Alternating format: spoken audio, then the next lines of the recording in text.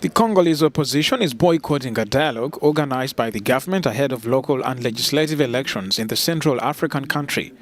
A coalition of parties dismissed the meeting, which starts Thursday in Owando in the country's north, as a stunt meant to divert attention from the various crises plaguing the country. We must not think about what Owando should be between. Rather, we need a real dialogue that brings together all the sons and daughters of the Congo. Last March, President Denis Sassou Nguesso and his Congo Labour Party controversially won re-election. He's been in power for a total of over 36 years.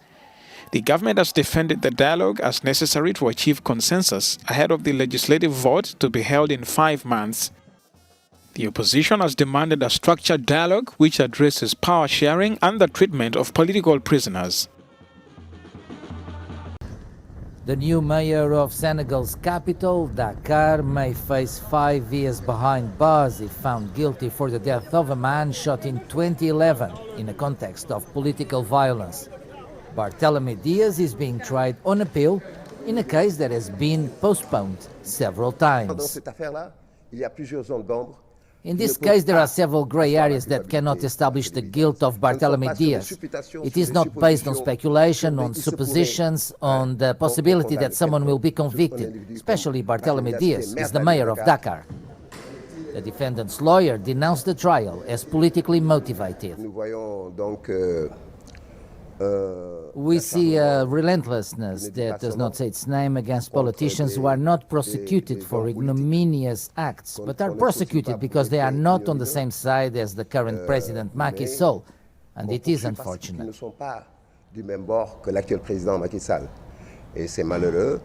Barthélémy Diaz, along with a dozen other defendants, was tried in 2017 and sentenced to 2 years in jail. Many Tripoli inhabitants were disheartened on Wednesday following the confirmation of a parallel government by the Eastern-based parliament. The day before, the House of Representatives confirmed the cabinet submitted by Prime Minister Fathi Bashagha. However, another government led by PM Abdul Hamid Beiba still claims legitimacy. The situation is reminiscent of the political crisis Libya experienced up to 2021. And Libyans regret this new political deadlock. There were 2 governments for more than 6 years. Now we don't accept there to be 2 administrations, but in the end it's possible that there could be separation and division again. We completely reject the absurd thing the parliament did in view of the lack of judicial authority. It's off the national path and they have monopolized the political arena. We want one government in Libya, not 2. We're not calling for division. In Libya, we want one national unity, far from division.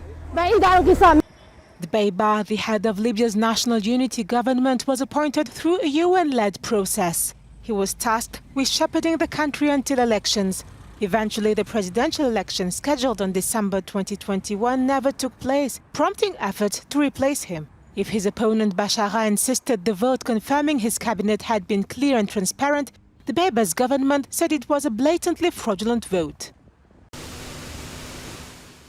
Oil prices continued to rise on Wednesday, reaching levels not seen for nearly a decade. Natural gas and aluminium also hit all-time highs, propelled by the conflict in Ukraine, prompting fears of disruption to energy and commodity supplies. Russia is the world's second-largest exporter of crude oil and accounts for more than 40% of the European Union's annual natural gas imports. Following Ukraine's invasion by Russian forces, the European Union and the United States have imposed tough sanctions on Moscow, which could potentially lead to the disruption of energy supplies currently exempted. The Russia-Ukraine conflict occurs at a time when prices of energy and commodities were already increasing, following the lifting of COVID-19 restrictions in many countries.